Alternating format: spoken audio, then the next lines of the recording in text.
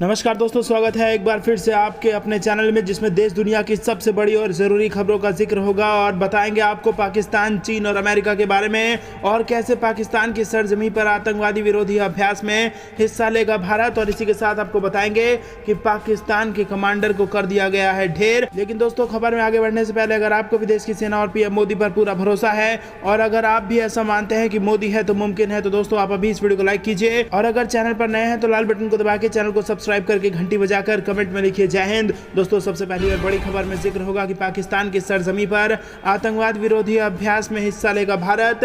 दूसरी बड़ी खबर में आपको बताएंगे कि चीन ने भारतीय सेना पर लगाया LAC पार करने का आरोप और कहा कि चीन के भीतर घुस गई है भारत की सेना। तीसरी बड़ी खबर में जिक्र होगा कि खैबर पख्तूनख्वा में सुरक्षा अभियान के दौरान पाकिस्तानी सेना का कैप्टन और TPP कमांडर ढेर। चौथी बड़ी खबर में जिक्र होगा कि संयुक्त राष्ट्र में तिब्बत को लेकर चीन की आलोचना, अमेरिका समेत कई देशों ने प्रतिबंधों पर जताई चिंता। इसी के साथ अगली बड़ी खबर में आपको बताएंगे कि पीएम मोदी शुक्रवार को देंगे बड़ा तोहफा। स्वच्छ भारत मिशन, शहरी और अटल मिशन के दूसरे फेज की होगी शुरुआत। और इसी के साथ जिक्र होगा उत्तर प्रदेश के चुनाव का। असदुद्दीन ओवैसी ने कहा कि मुसलमानों को नहीं मिल रहा है पीएम आवास, तो फिर योगी आदित्यनाथ ने दिया इसका करारा जवाब। दोस्तों, हर एक खबर की गहराई में आपको ले जाएंगे, खबर में अंत तक बने रहिएगा, ध्यान से सुनिएगा, और उससे पहले वीडियो को लाइक करना मत भूलिएगा। रुक करते हैं सबसे पहली और बड़ी खबर की तरफ। पाकिस्तान की सरजमीं पर आतंकवाद विरोधी अभ्यास में हिस्सा ले रहा है भारत। जी हां दोस्तों, भारत पाकिस्तान के संबंधों में चल रही कड़वाहट से पूरी दुनिया वाकिफ है, लेकिन भारत ने पाकिस्तान को लेकर कई बार ऐसे फैसले लिए हैं जो देश की सुरक्षा के लिए सर्वोपरि माने गए। इसी क्रम में पाकिस्तान में 3 अक्टूबर से होने वाले संघाई सहयोग संगठन के आतंकवाद विरोधी अभ्यास में भारत भी भाग लेगा, और इस अभ्यास में भाग लेने के लिए भारत की ओर से 3 सदस्यीय टीम पाकिस्तान जाएगी। पाकिस्तान के नौशेरा जिले के पब्बी में 3 अक्टूबर से SCO regional anti terrorism structure यानी कि रैट्स की अगुवाई में यहां आतंकवाद विरोधी एक्सरसाइज आयोजित की जा रही है, और इस अभ्यास का उद्देश्य है कि SCO सदस्य देशों के बीच आतंकवाद के खिलाफ आपसी सहयोग बढ़ाना है। तो दोस्तों, पाकिस्तान की धरती पर उतरकर आतंकवाद के खिलाफ जो अभ्यास चल रहा है उसमें भारत की सरकार हिस्सा लेगी।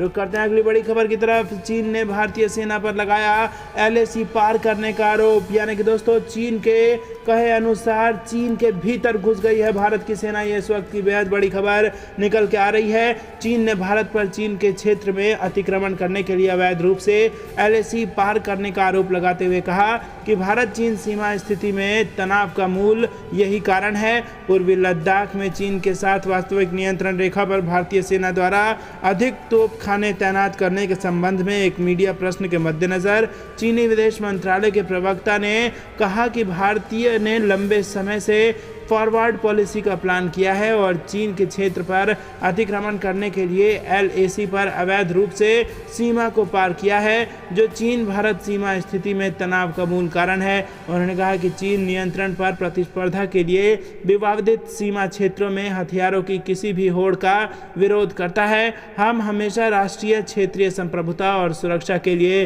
प्रतिबद्ध रहे हैं और चीन भारत सीमा क्षेत्रों में शांति और स्थिरता के लिए प्रतिबद्ध है। बता दें कि भारतीय सेना चीनी निर्माण के जवाब में और पूर्वी लद्दाख में डी-एस्केलेशन के कोई संकेत नहीं होने के बीच LAC पर बोफोर्स और रॉकेट सिस्टम तैनात करके अपनी युद्ध मुद्रा को मजबूत करने में कोई कसर नहीं छोड़ रही है। तो दोस्तों, आपको बता दें कि भारत की सेना ने लिया है बड़ा एक्शन और चीन के हर हरकत का मुंह तोड़ जवाब दे रही है भारत की सेना।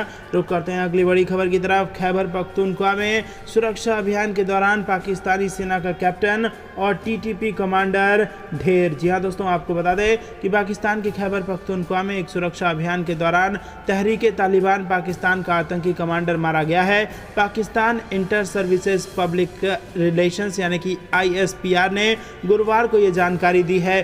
पाकिस्तानी अखबार डॉन ने ISPR के एक बयान का हवाला देते हुए बताया कि TTP यानी कि तहरीके तालिबान पाकिस्तान कमांडर ख्वाजादीन उर्फ शेर खान को इलाके में आतंकियों की मौजूदगी की सूचना मिलने के बाद सुरक्षा बलों ने ऑपरेशन के बाद मार गिराया। तो दोस्तों, रुक करते हैं अगली बड़ी खबर की तरफ। संयुक्त राष्ट्र में तिब्बत को लेकर चीन की आलोचना, अमेरिका समेत कई देशों ने प्रतिबंधों पर जताई है अपनी चिंता। जी हाँ दोस्तों, संयुक्त राष्ट्र मानवाधिकार परिषद के के 48वें सत्र के दौरान तिब्बत में पाबंदियों के लिए चीन पर निशाना साधा है। अमेरिका, डेनमार्क, जर्मनी और यूरोपीय संघ के प्रतिनिधियों ने क्षेत्र में चीनी सरकार द्वारा लगाए गए धार्मिक, भाषाई और सांस्कृतिक परंपराओं पर गंभीर प्रतिबंधों पर चिंता व्यक्त की है। सत्र के दौरान अमेरिका ने चीन द्वारा किए जा रहे आर्थिक शोषण, प्रणालीगत नस्लवाद और सांस्कृतिक विरासत पर प्रहार को लेकर निशाना साधा है। साथ ही तिब्बत में धार्मिक, भाषाई और सांस्कृतिक परंपराओं पर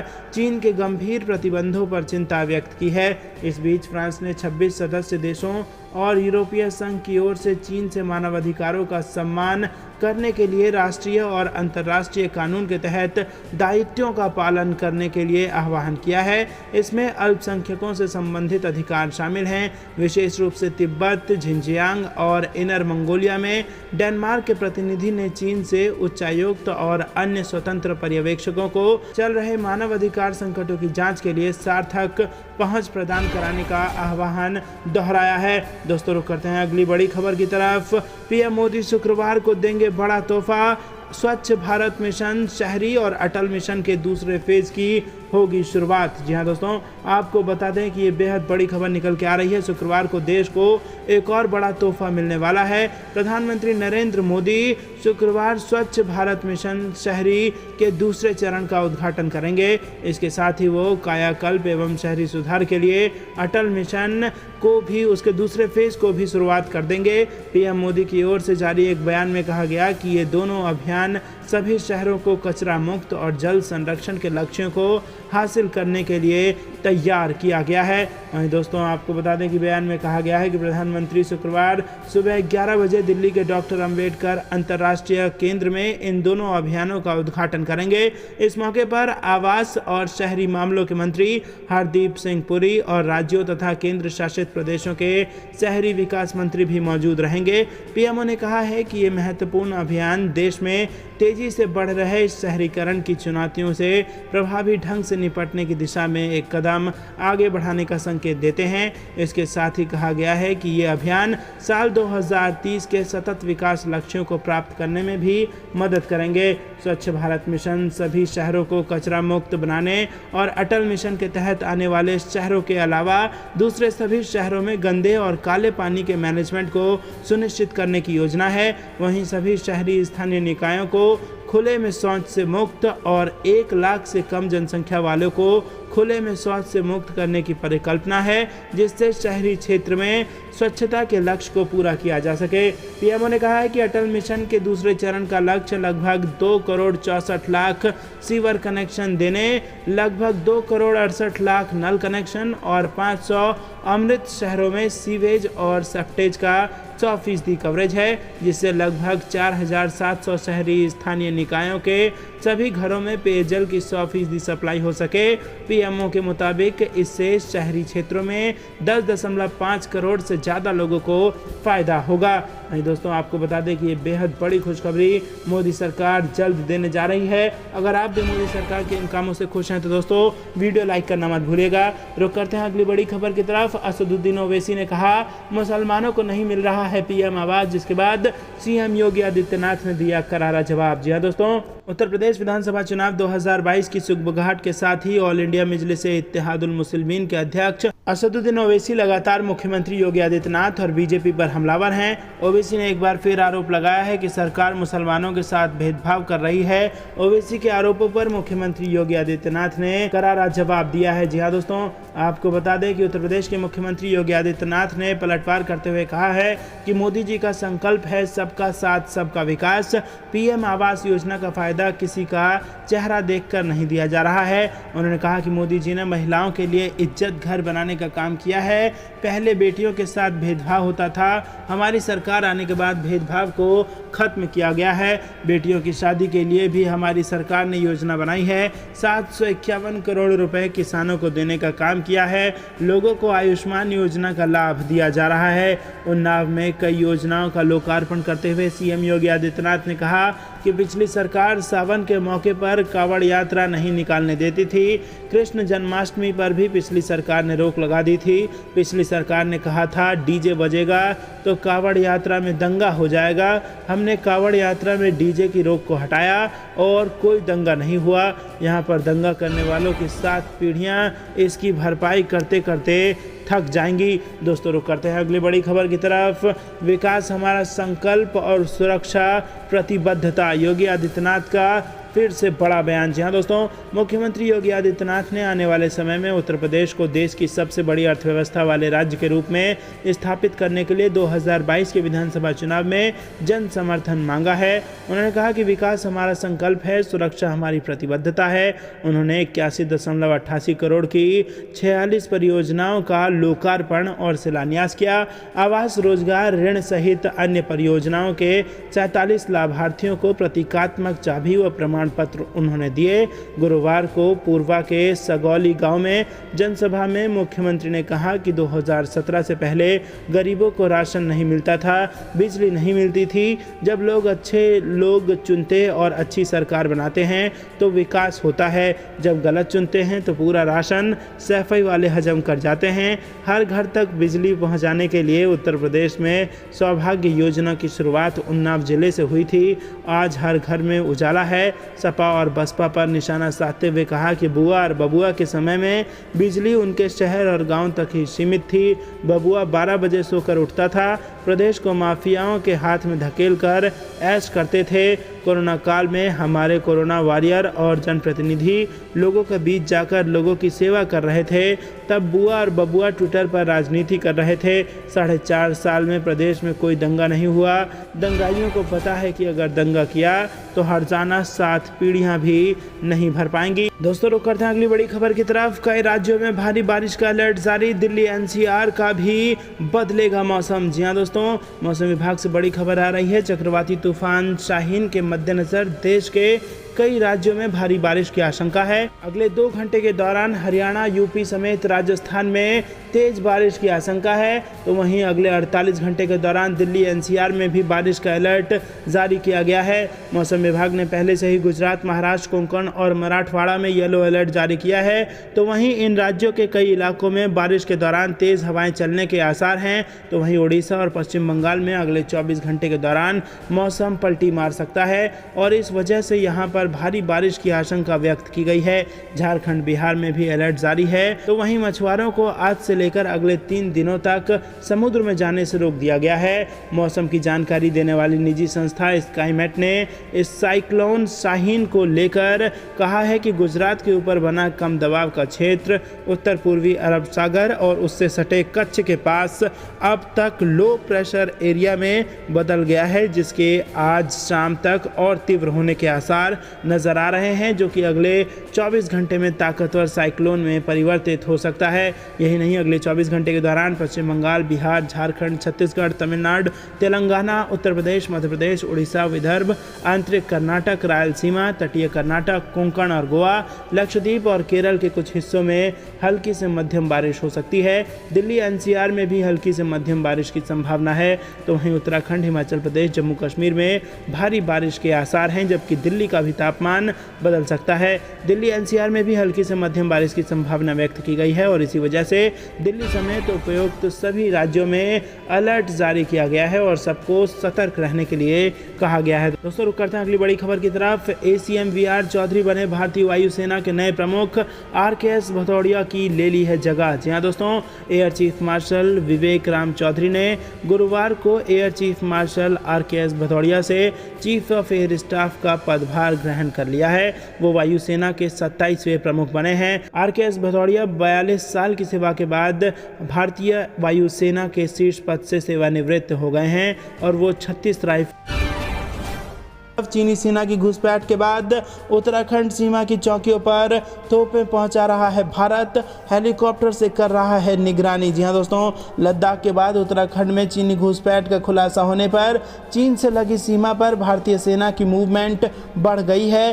सीमा पर भारतीय सेना चौकसी के साथ आगे बढ़ रही है। साथ ही संभावित खतरे का मुंहतोड़ जवाब देने के लिए सैन्य साजो सामान और हथियार भी पहुंचाए जा रहे हैं। स्थानीय लोगों के मुताबिक इस दौरान दौरान आधुनिक तोपों को सीमा के समीप चौकियों तक ले जाया गया है।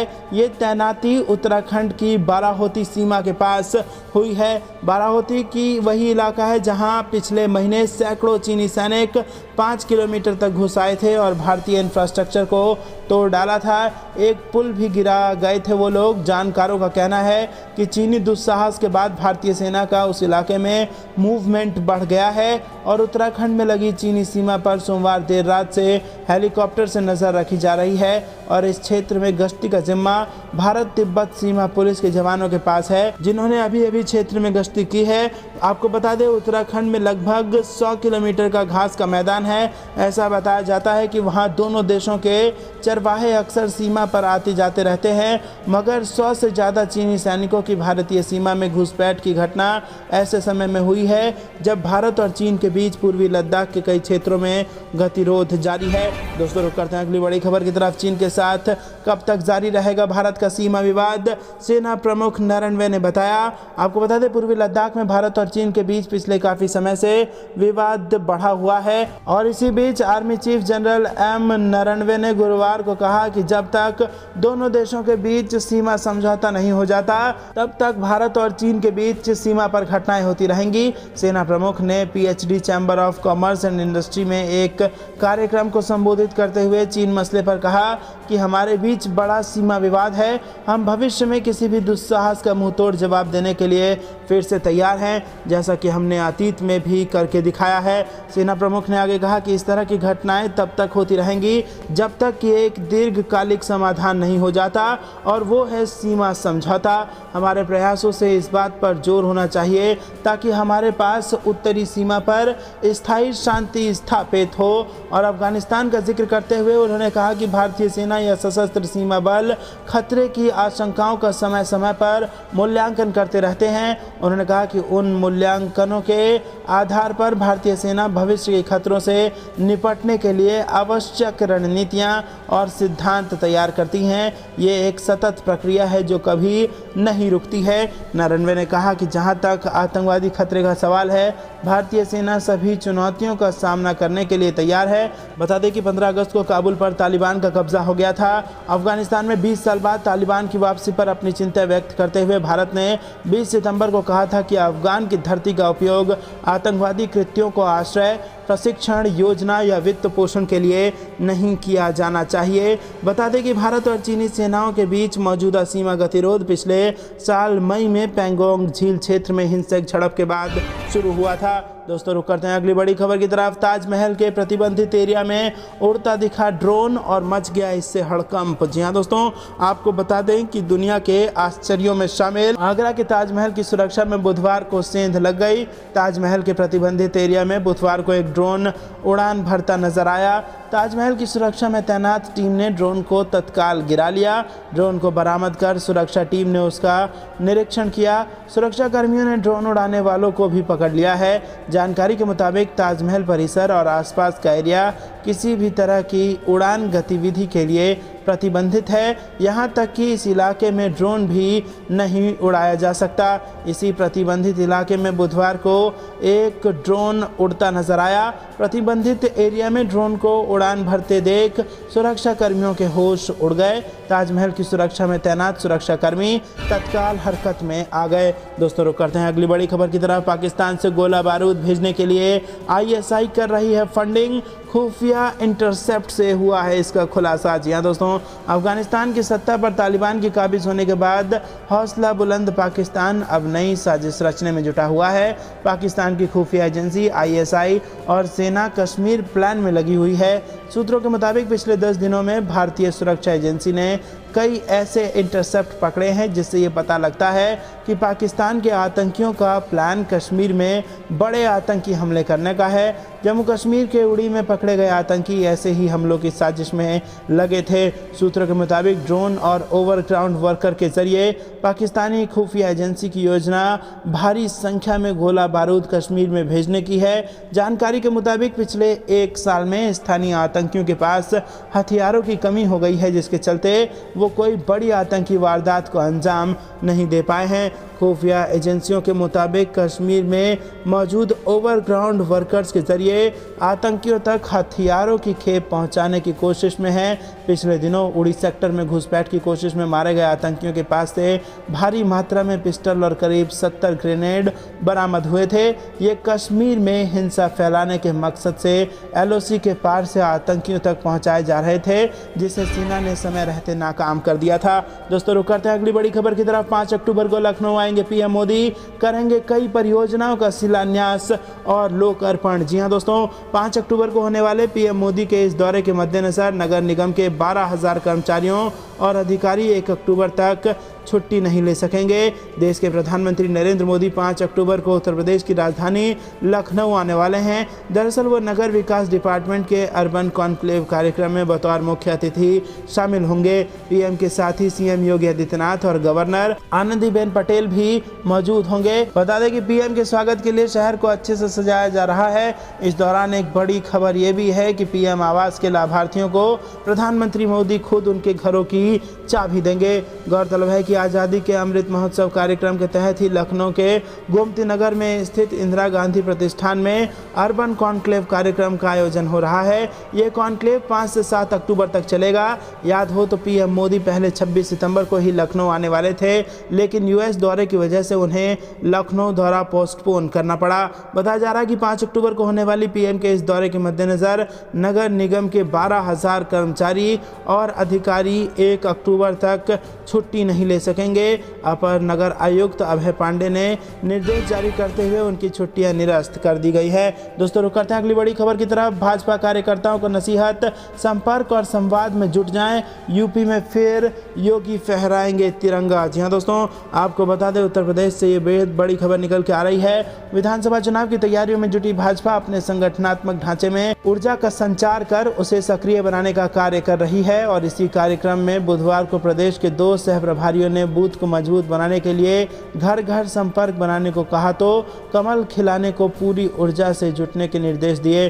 भाजपा चुनाव संचालन समिति के प्रदेश सह प्रभारी एवं केंद्रीय मंत्री अर्जुन राम मेघवाल ने कहा कि देश आज़ादी का अमृत महोत्सव मना रहा है। 15 अगस्त 2020 को योगी आदित्यनाथ फिर तिरंगा फहराएंगे और हम इस दृष्टि से हमें जुटना होगा। दोस्तों रुक करते हैं अगली बड़ी खबर की तरफ। कैप्टन अमरिंदर सिंह का बड़ा बयान, अब कांग्रेस में नहीं रहूंगा, ऐसा बर्ताव बर्दाश्त नहीं। जी हां दोस्तों, आपको बता दें कि पंजाब में जारी राजनीतिक दंगल खत्म होने का नाम नहीं ले रहा है।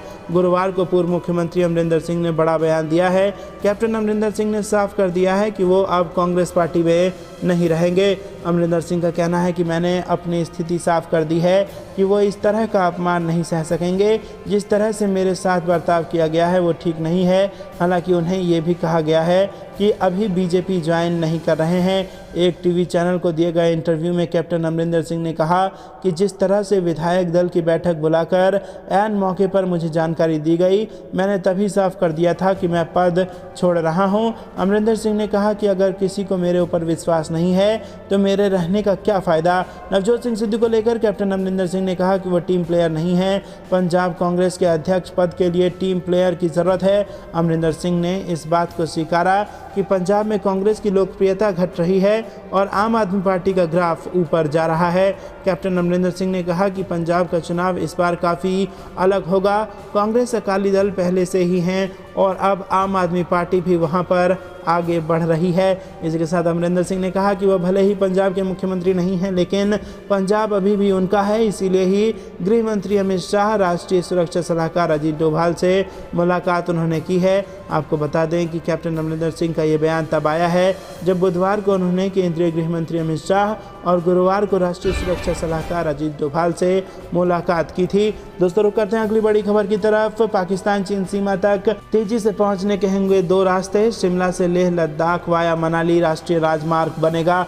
जहां दोस्तों हिमाचल प्रदेश के शिमला से भारत चीन सीमा लद्दाख वाया मनाली राष्ट्रीय राजमार्ग विकसित कर नई रोड कनेक्टिविटी बनाई जाएगी, जबकि निर्माणाधीन हिंद। तो दोस्तों ये थी दिन भर कुछ बेहद जरूरी और बड़ी खबरें। अब तक बने रहने के लिए बहुत बहुत धन्यवाद। देख रहे थे आपका अपना चैनल द इंडियन टीवी। जाने से पहले वीडियो को लाइक और लाल बटन को दबा के चैनल को फ्री में सब्सक्राइब करके घंटी बजाकर कमेंट में जय हिंद जरूर लिखिएगा। जय हिंद, जय भारत।